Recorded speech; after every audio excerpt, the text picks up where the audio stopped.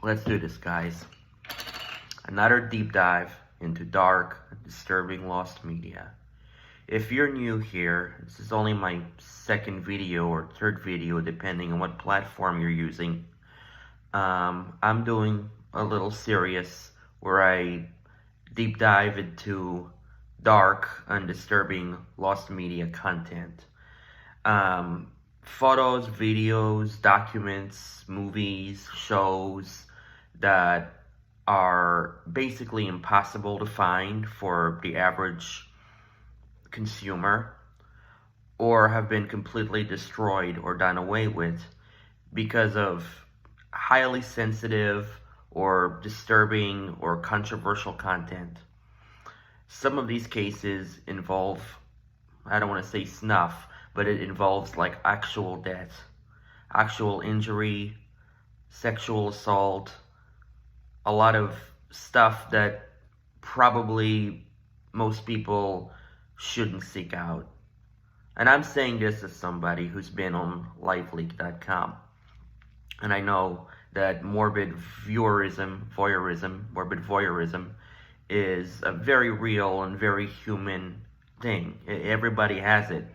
Or dark voyeurism. Everybody has the need. I mean, not everybody has the need. I don't want to say the need, but almost everybody deep down has some fascination with something that's probably not worth having a fascination with. Let me start this off by a little disclaimer here, because we're going to talk about one of the most controversial lost media topics, one of the most disturbing and saddening lost media topics today, and that is the death of orca trainer Dawn Brunshaw in SeaWorld in Orlando in 2010. Let me preface all this by acknowledging that animal liberation is a very polarizing topic, and very few people are in the middle on it, if they even have an informed opinion on this matter. I'm not gonna delve into the debate over animal liberation. I'm not gonna focus on the ethics of animal rights much here. I am mostly gonna talk about Dawn herself, rest in peace. Tilikum, the orca, rest in peace. And the footage and controversy over the footage the controversy that surrounds the footage of her death. What was I gonna say? So let's just start off with the basics, like the backstory of what happened. And for those of you who haven't seen the documentary Blackfish, which I highly recommend, Brunshaw was one of 3 victims of orca Tilikum. She was the last one before he passed away in 2017, 7 years after her death. The attack unfolded on February 24, 2010, shortly after a noontime Dine with Shamu event. Dozens of spectators, people, watched from a nearby buffet as Dawn was grabbed by not her ponytail, but her arm, even though SeaWorld tried to run with the ponytail narrative to make it look like she was to blame and not them as an institution. Tilikum dragged her underwater, brought her back up, only to drag her back underwater again. Her cause of death was ruled drowning, as well as pre-mortem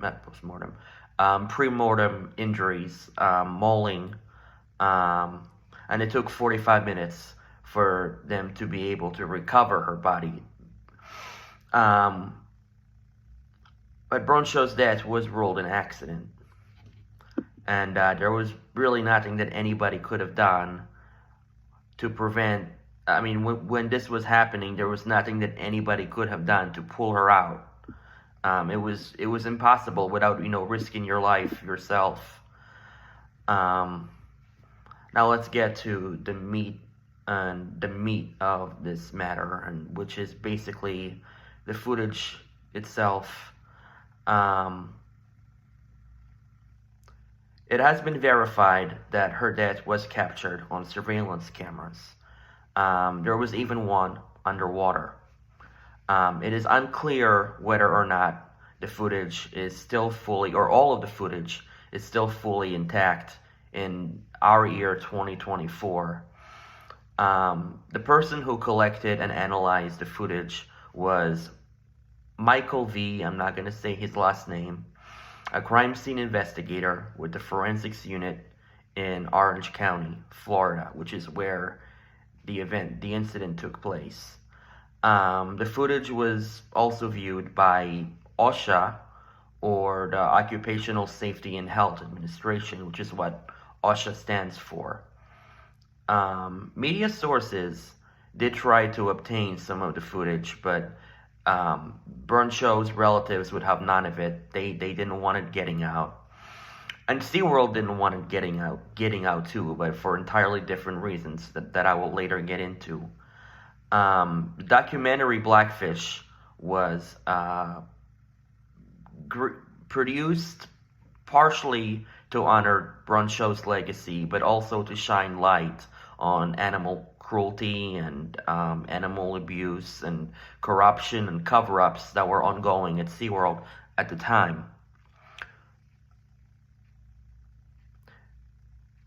The creators of Blackfish, they couldn't get their hands on the footage, but of Burnshow's death. They couldn't get their hands on the footage of her death, but they were able to get their hands on footage of this trainer named Ken Peters, who was attacked, not by Tilikum, but by another orca.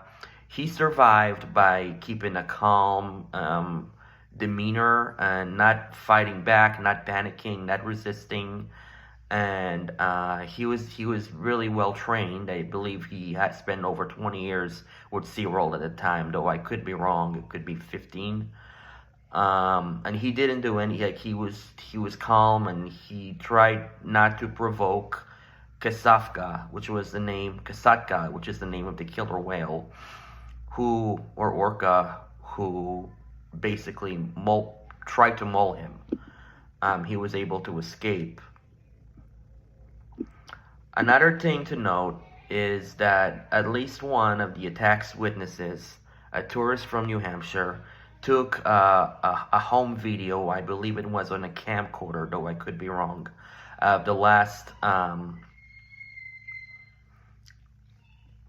the last part of the noontime show that preceded Dawn's death, but he stopped, or she stopped, supposedly just seconds before the attack began, before Tilikum grabbed Dawn by her arm. And this begs the question, did anybody present manage to capture the attack on their cell phones or camcorders? Because back then, most cell phones were not smartphones. I mean, some were, but most people had Blackberries and even flip phones in early 2010 or May 2010. I did some digging into, whether or not anybody else besides the tourists from New Hampshire captured the attack, and I could not find anything, to point me in any direction. There's no way of knowing whether or not anybody else did capture the footage, but I'm gonna go out on a limb and probably just presume that nobody else did, because if they did, we would probably know about it.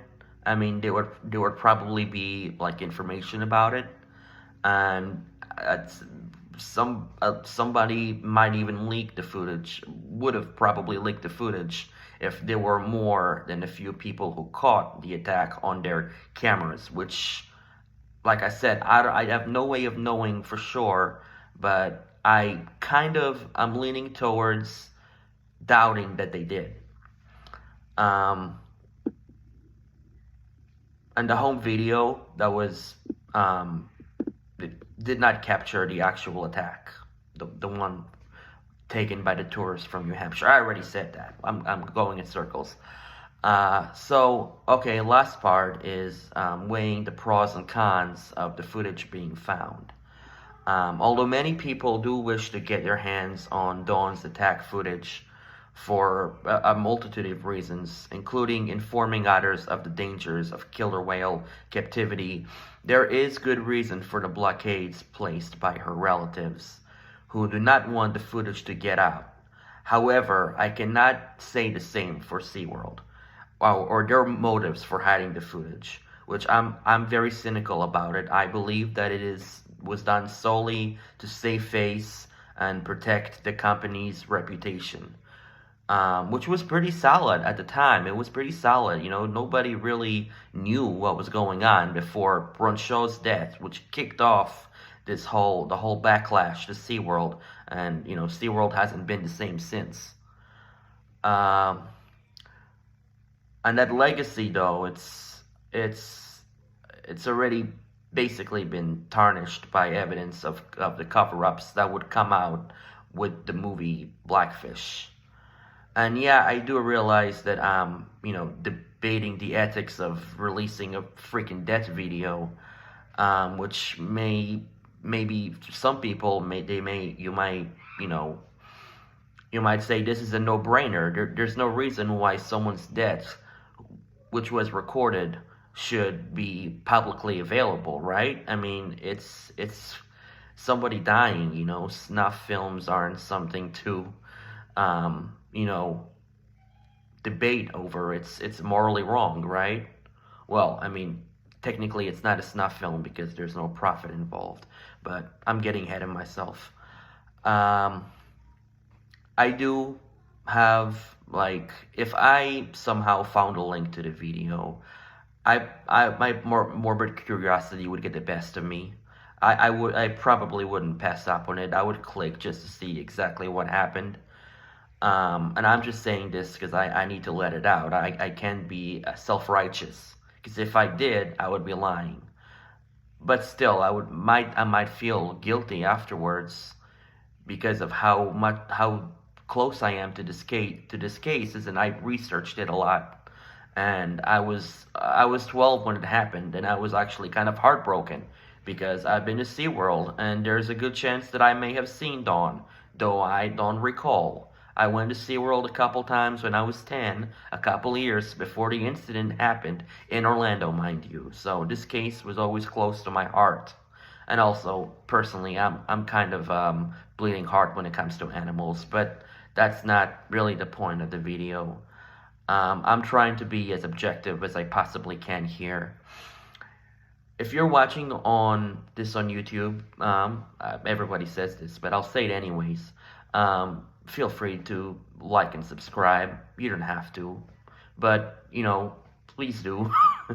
If you're watching from TikTok or any other platform that I post this on, follow me, I guess. Thanks for watching, guys.